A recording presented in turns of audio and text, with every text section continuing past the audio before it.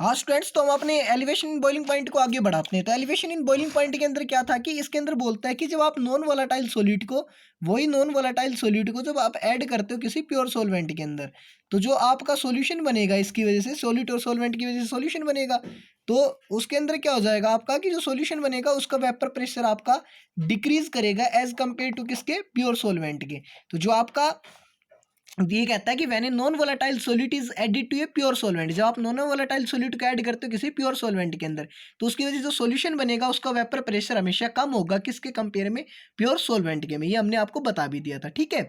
उसके बाद में क्या कहता है कि और जो इसका बॉइलिंग पॉइंट होगा सॉल्यूशन का, वो क्या करेगा आपका, इंक्रीज करेगा। और जो ये इंक्रीज इन बॉइलिंग पॉइंट होता है उसी को हम क्या बोलते हैं, एलिवेशन इन बॉइलिंग पॉइंट। अब इसको एक कर्व के माध्यम से समझते हैं।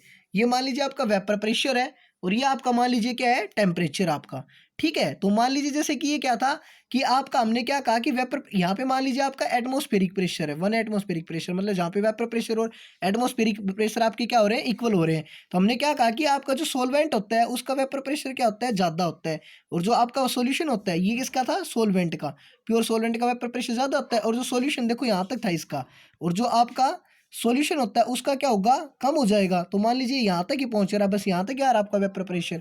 तो ये क्या हो गया कि इस एटमॉस्फेरिक प्रेशर तक पहुंचने के लिए सॉल्वेंट को आपको कितना हीट करना पड़ेगा, इतना टेम्परेचर देना पड़ेगा। मान लीजिए आप इसको मान लीजिए के बी नोट मान लीजिए, इतना टेम्परेचर देना पड़ेगा आपको, जबकि आपको सॉल्यूशन को वेपर प्रेशर, सॉल्यूशन का वेपर प्रेशर एटमॉस्फेरिक प्रेशर के इक्वल करने के लिए आपको ज़्यादा हीट करना पड़ेगा। तो मान लीजिए टेम्परेचर देते हो आप, जिसको क्या बोलते हैं, केबी बोलते हैं। इन दोनों के बीच के डिफरेंस को हम क्या बोल रहे हैं, आपका डेल्टा टीबी बोल रहे हैं, ठीक है। तो इसके अंदर क्या हो गया कि आपका सॉल्वेंट का वेपर प्रेशर ज़्यादा था, सॉल्वेंट का वेपर प्रेशर ज़्यादा होने की वजह से उसको क्या कर रहे हैं हम कि कम प्रेशर, कम टेम्परेचर देते ही वो किसके इक्वल हो रहा है, एटमॉस्फेरिक प्रेशर के। जबकि सॉल्यूशन का वेपर प्रेशर क्या है, कम है। सॉल्यूशन का वेपर प्रेशर कम होने की वजह से उसको ज़्यादा टेम्परेचर देना पड़ता है ताकि उसका वेपर प्रेशर किसके इक्वल हो जाए, एटमॉस्फेरिक प्रेशर के। तो ये जो डेल्टा टीबी होता है इसको क्या बोलते हैं, elevation in boiling point. Elevation in boiling point कैसे निकाल लेंगे, ज़्यादा में से कम को, तो ज़्यादा कौन है, केबी, केबी माइनस में केबी नोट, ठीक है। ये था आपका। तो ये डेल्टा टीबी होता है, ये आपका डायरेक्टली प्रोपोर्शनल होता है किसके, मोलरिटी के। इससे प्रोपोर्शनलिटी के साइन को हटाने के लिए हम एक कांस्टेंट यूज करते हैं, इसको क्या बोलते हैं, molar elevation constant K B. K B क्या होता है आपका, मोलर एलिवेशन कांस्टेंट, ठीक है। Delta T B is equal to K B into molarity हो गया। तो मोलर एलिवेशन कांस्टेंट क्या हो जाएगा आपका, एलिवेशन इन बॉइलिंग पॉइंट की इक्वल हो जाएगा जब आप मोलरिटी को क्या ले लो, 1। मोलरिटी को आप क्या कंसीडर कर लो, 1 कंसीडर कर लो। तो आपका delta T B is equal to K B into molarity था। मोलरिटी क्या होता है आपका, number of moles of solid dissolved in 1000 gram of solvent. तो डब्ल्यू बी वाई में M B, weight moles of solid हो गए dissolved in 1000 gram of solvent, तो weight of solvent W A हो गया आपका। तो यहाँ से आप क्या निकाल सकते हो, मोलर मास ऑफ सॉल्यूट निकाल सकते हो।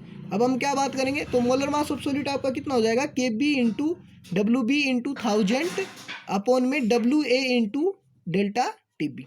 अब हम अगली नेक्स्ट प्रॉपर्टी की बात करेंगे, depression in freezing point. Depression in freezing point का मतलब क्या होता है कि फ्रीजिंग पॉइंट क्या होता है आपका, फ्रीजिंग पॉइंट वो टेम्परेचर जिसके ऊपर आपका क्या हो जाए, जो आपका लिक्विड होगा, वो टेम्परेचर जिसके ऊपर लिक्विड और सॉलिड दोनों का वेपर प्रेशर क्या हो जाए, इक्वल हो जाए, दोनों का वेपर प्रेशर क्या हो जाए, equal. The temperature at which solid and liquid have same vapour pressure. तो इसके अंदर क्या कहता है कि वो डिप्रेशन इन फ्रीजिंग पॉइंट के अंदर भी कि when a non volatile solute is added to a pure solvent, जब नॉन वोलेटाइल सॉल्यूट को ऐड करोगे किसी प्योर सॉल्वेंट के अंदर, तो जो आपका सॉल्यूशन बनेगा उसका वेपर प्रेशर क्या करेगा, आपका डिक्रीज करेगा, ठीक है। उस वेपर प्रेशर तो आपका सॉल्यूशन का डिक्रीज करेगा, लेकिन साथ में जो आपका फ्रीजिंग पॉइंट होता है आपका सॉल्यूशन का, वो भी क्या करता है, डिक्रीज करता है। तो ये डिक्रीज होता है फ्रीजिंग पॉइंट के अंदर सॉल्यूशन के, इसी को क्या बोलते हैं, डिप्रेशन इन फ्रीजिंग पॉइंट बोलते हैं। इसको भी एक कर्व के माध्यम से समझते हैं हम। मान लीजिए जैसे कि आपका ये था एक, वही आपका वेपर प्रेशर मान लिया हमने, वही आपका टेम्परेचर मान लिया, ठीक है। तो ये जैसे कि किसके लिए था आपका, ये मान लीजिए आपका पहले किसके लिए था, सोलवेंट के लिए था आपका, कि इस वेपर प्रेशर के ऊपर आपका सोलवेंट का लिए था ये तो क्रम, और ये आपका किसके लिए था, ये सॉल्वेंट के लिए था, ये सॉल्यूशन के लिए था। और जो सॉलिड होता है वो इसका आता है यहाँ पे आपका लगभग, तो मतलब यहाँ पे मान लीजिए इसका मीट कर रहा था सॉलिड का, और आपके जो सॉल्वेंट था, सॉल्वेंट का और सॉलिड का, ये सॉलिड के लिए करा हुआ था, तीसरे वाला ये वाला सॉलिड के लिए करा हुआ था। तो ये सॉलिड और सॉल्वेंट यहाँ इस पॉइंट के ऊपर मीट करते हैं, मतलब मान लीजिए इस पॉइंट के ऊपर सॉलिड, सॉलिड का और आपके जो सॉल्वेंट वाला है उसका वेपर प्रेशर इक्वल हो जाता है। तो इस टेम्परेचर को हम क्या बोल रहे हैं, कि एफ नोट का नाम दे रहे हैं, ठीक है। लेकिन जो आपका सॉल्यूशन है उसका वेपर प्रेशर कम होता है, तो इसको मिलाने के लिए हम सॉलिड आगे बढ़ाएंगे।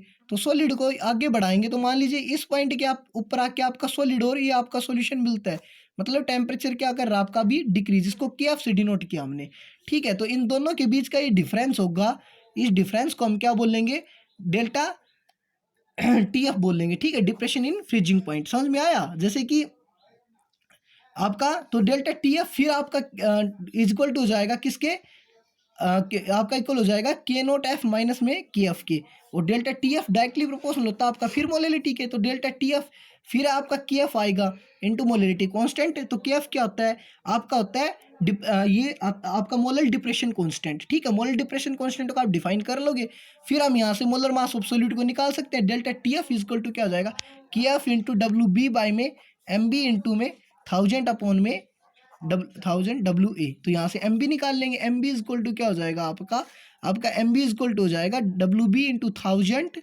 इंटू में के एफ अपॉन में डब्ल्यू ए इंटू में डेल्टा टी एफ। एक बार इस डायग्राम को आप दोबारा देखो ये मान लीजिए आपका वेपर प्रेशर था, ये आपका टेम्परेचर था, ठीक है।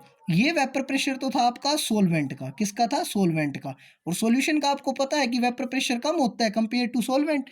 ये किसके लिए कर्व था, सॉल्यूशन के लिए कर्व था, और ये मान लीजिए सॉलिड के लिए कर्व था, किसके लिए कर्व था, ये आपका सॉलिड के लिए कर्व था।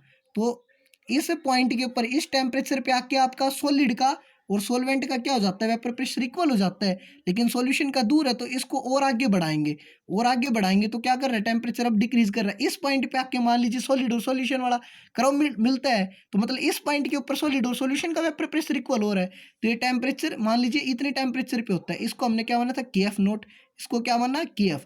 तो अब की बार क्या किया, आपका टेम्परेचर डिक्रीज किया, और ये डिफरेंस को जो इनके बीच में टेम्परेचर का डिफरेंस आया, इसको क्या बोलते हैं, डिप्रेशन इन फ्रीजिंग पॉइंट के अंदर। तो इसको किससे डिनोट करते हैं, डेल्टा टी एफ से। डेल्टा टी एफ क्या होगा, ज़्यादा में से कम को घटाएंगे, अब की बार ज़्यादा कौन है, के एफ नोट माइनस में के एफ। Thank you.